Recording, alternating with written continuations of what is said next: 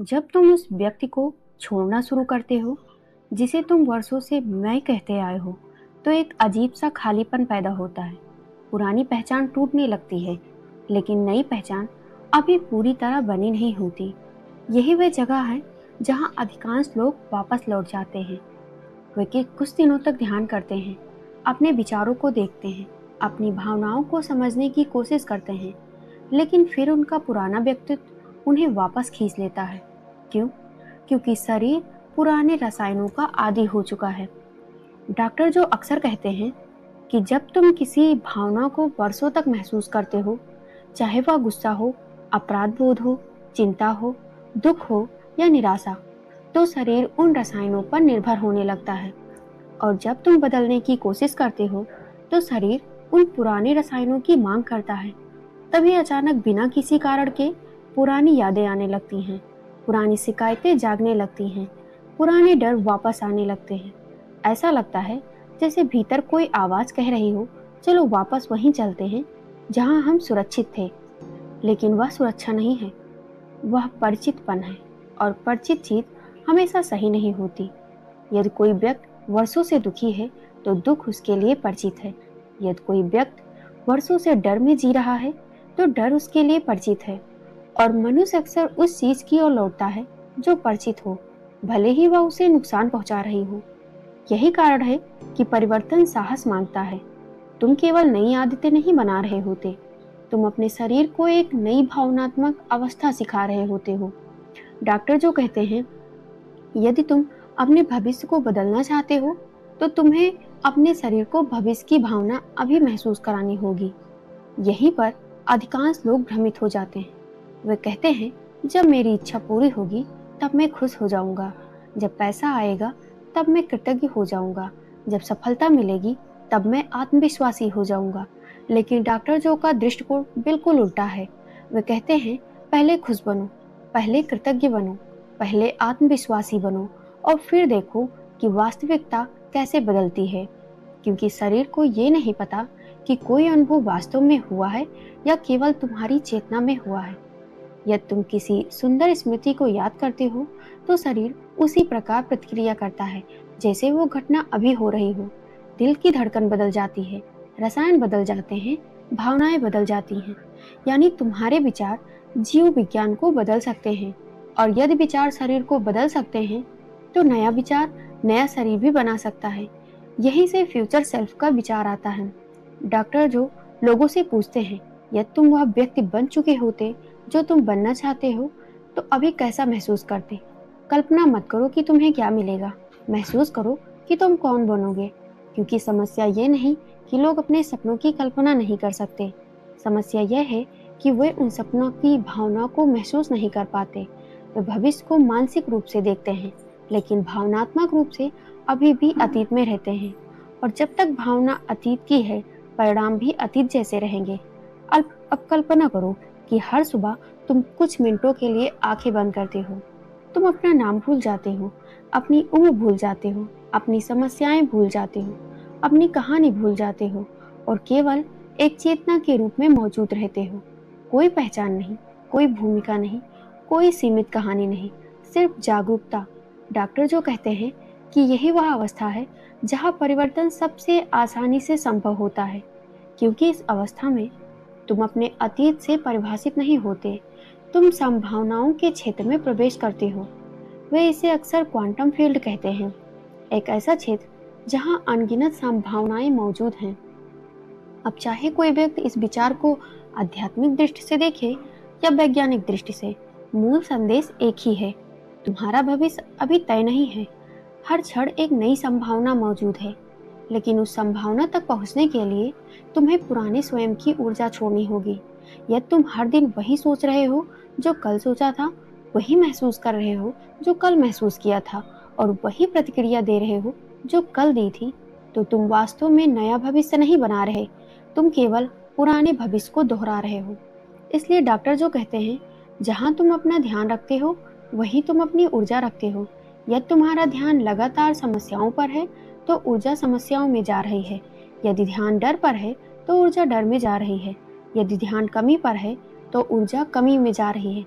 लेकिन यदि ध्यान संभावना पर है, यदि ध्यान विकास पर है, यदि ध्यान उस व्यक्ति पर है जो तुम बनना चाहते हो, तो ऊर्जा वहां जाने लगती है और धीरे धीरे मस्तिष्क नए नेटवर्क बनाना शुरू कर देता है। नए विचार, नई प्रतिक्रियाएं, नई संभावनाएं, यही न्यूरोप्लास्टिसिटी है। मस्तिष्क की वह क्षमता जिसके कारण तुम किसी भी उम्र में बदल सकते हो। बहुत से लोग सोचते हैं कि उनका स्वभाव स्थायी है, कि वे हमेशा ऐसे ही रहेंगे, लेकिन डॉक्टर जो का काम इसी विश्वास को चुनौती देता है। वो कहते हैं, तुम पत्थर पर लिखी हुई कहानी नहीं हो, तुम एक प्रक्रिया हो। तुम हर दिन खुद को नया बना सकते हो। और शायद सबसे सुंदर बात यह है कि परिवर्तन के लिए तुम्हें किसी अनुमति की आवश्यकता नहीं, तुम्हें किसी डिग्री की आवश्यकता नहीं, तुम्हें किसी विशेष परिस्थिति की आवश्यकता नहीं। तुम्हें केवल निर्णय की आवश्यकता है। एक निर्णय कि मैं अतीत का परिणाम बनकर नहीं रहूंगा, अब मैं अपने भविष्य का निर्माता बनूंगा। और जब कोई व्यक्ति यह निर्णय बार बार लेता है, हर दिन, हर ध्यान में, हर चुनौती के बीच, तो धीरे धीरे कुछ बदलने लगता है। पहले भीतर, फिर बाहर। पहले ऊर्जा बदलती है, फिर व्यवहार और फिर परिणाम। और एक दिन वह व्यक्ति पीछे मुड़कर देखता है और समझता है, जिस जीवन को वह चमत्कार समझ रहा था, वह वास्तव में हजारों छोटे छोटे आंतरिक परिवर्तनों का परिणाम था। और ये सब उस क्षण शुरू हुआ था जब उसने पहली बार ये स्वीकार किया था कि उसका भविष्य उसकी परिस्थिति से नहीं, उसकी चेतना से बनेगा। और यहीं पर डॉक्टर जो की शिक्षाएं और भी गहरी हो जाती हैं। वे कहते हैं कि समस्या केवल ये नहीं कि लोग नकारात्मक सोचते हैं। असली समस्या ये है कि लोग अपने वातावरण के इतने आदी हो चुके हैं कि उनका पूरा व्यक्तित्व बाहरी दुनिया पर निर्भर हो गया है। यदि कोई उनकी तारीफ करे तो वे खुश हो जाते हैं, यदि कोई आलोचना करे तो वे दुखी हो जाते हैं, यदि बैंक अकाउंट बढ़ जाए तो वे सुरक्षित महसूस करते हैं, यदि पैसा कम हो जाए तो वे डरने लगते हैं।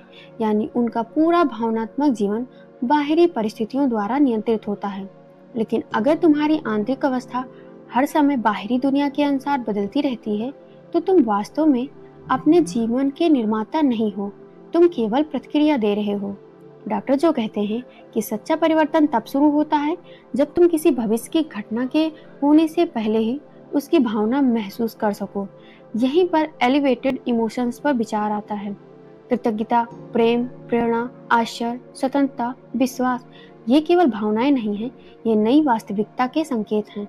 ज्यादातर लोग कृतज्ञ तब होते हैं जब उन्हें कुछ मिल जाता है, लेकिन डॉक्टर जो कहते हैं कि यदि तुम पहले से कृतज्ञ हो सकते हो, तो तुम्हारा शरीर यह मानना शुरू कर देता है कि वह भविष्य पहले ही आ चुका है।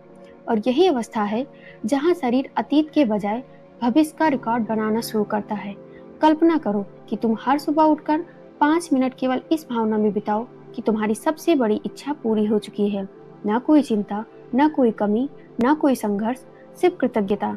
सिर्फ यह एहसास किया जाए कि जो चाहिए था वो मिल चुका है। शुरुआत में यह नकली लगेगा, क्योंकि शरीर अभी भी पुराने प्रोग्राम पर चल रहा होगा।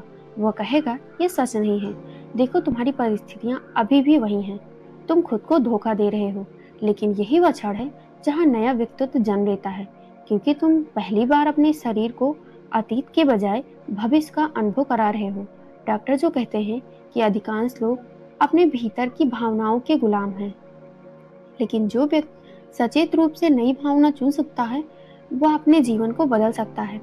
यहीं पर हार्ट ब्रेन की बात आती है। विज्ञान हमें बताता है कि हृदय केवल खून पंप करने वाला अंग नहीं, हृदय और मस्तिष्क लगातार एक दूसरे को संकेत भेजते रहते हैं। जब मन में तनाव होता है तो हृदय की लय असंतुलित हो जाती है। जब मन भय में होता है तो शरीर जीवित रहने की अवस्था में चला जाता है। लेकिन जब व्यक्ति प्रेम, कृतज्ञता और शांति महसूस करता है तो हृदय और मस्तिष्क एक तालमेल में काम करने लगते हैं।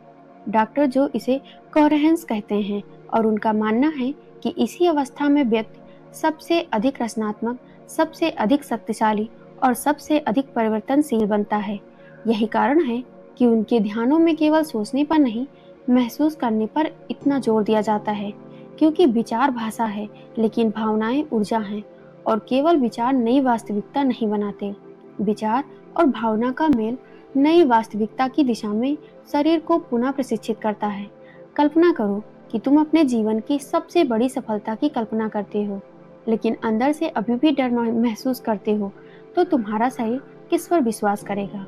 डर पर, क्योंकि भावना हमेशा विचार से अधिक शक्तिशाली होती है। इसलिए डॉक्टर जो बार बार कहते हैं, अपने भविष्य की भावना को अभी महसूस करो, क्योंकि जब भावना बदलती है तो जीव विज्ञान बदलता है। जब जीव विज्ञान बदलता है तो व्यवहार बदलता है। जब व्यवहार बदलता है तो परिणाम बदलते हैं और धीरे धीरे पूरी जिंदगी बदलने लगती है। उनकी कार्यशालाओं में हजारों लोग आते हैं। कुछ लोग वर्षों के तनाव से जूझ चुके होते हैं, कुछ लोग बीमारी से, कुछ लोग निराशा से और कुछ लोग टूटे हुए आत्मविश्वास से। लेकिन एक बात लगभग सभी में समान होती है, वे अपने अतीत की कहानी को अपनी पहचान बना चुके होते हैं। वे कहते हैं, मैं ऐसा ही हूँ क्योंकि मेरे साथ ये हुआ। मैं कमजोर हूँ क्योंकि मैंने असफलता देखी है। मैं खुश नहीं रह सकता क्योंकि मेरा अतीत कठिन था। लेकिन डॉक्टर जो एक अलग प्रश्न पूछते हैं, यदि अतीत तुम्हारी पूरी तरह मिटा दिया जाए तो तुम कौन हो? यदि तुम्हें अपनी सारी पुरानी कहानियां भूलनी पड़े तो तुम कौन हो? यदि तुम्हें कल से एक नया जीवन शुरू करने का अवसर मिले तो तुम क्या बनना चाहोगे? ये प्रश्न साधारण नहीं है, क्योंकि ये तुम्हें तुम्हारी सीमित पहचान से बाहर निकालता है और पहली बार तुम्हें ये देखने देता है कि तुम वास्तव में क्या बन सकते हो। ज्यादातर लोग अपने भविष्य को अपने अतीत की आंखों से देखते हैं, इसलिए वो वही संभावनाएं देखते हैं जो पहले देख चुके हैं। लेकिन परिवर्तन तब होता है जब तुम अपने भविष्य को भविष्य की आंखों से देखना शुरू करते हो, जब तुम उन संभावनाओं पर विश्वास करते हो जिनका अभी कोई प्रमाण नहीं है, जब तुम उस व्यक्ति की तरह सोचते हो जो अभी तक बने ही नहीं हो, जब तुम उस जीवन की भावना महसूस करते हो जो अभी तक आया नहीं। यही से वास्तविक सृजन शुरू होता है और धीरे धीरे एक दिन ऐसा आता है जब तुम पाते हो कि तुम्हारी प्रतिक्रियाएं बदल रही हैं। वही परिस्थिति, वही लोग, वही दुनिया, लेकिन तुम पहले जैसे नहीं रहे। जहाँ पहले गुस्सा आता था अब वहाँ शांति है। जहाँ पहले डर था अब वहाँ विश्वास है। जहाँ पहले कमी दिखाई देती थी अब वहाँ अवसर दिखाई देते हैं। और यही असली चमत्कार है, क्योंकि सबसे बड़ा चमत्कार बाहर नहीं होता। सबसे बड़ा चमत्कार वह है जब कोई व्यक्ति अपनी चेतना बदल देता है, जब कोई व्यक्ति अपने अतीत से बड़ा हो जाता है, जब कोई व्यक्ति अपने वातावरण से बड़ा हो जाता है, जब कोई व्यक्ति अपनी भावनाओं का गुलाम बनने के बजाय उनका स्वामी बन जाता है और उसी क्षण एक नई वास्तविकता का जन्म शुरू होता है।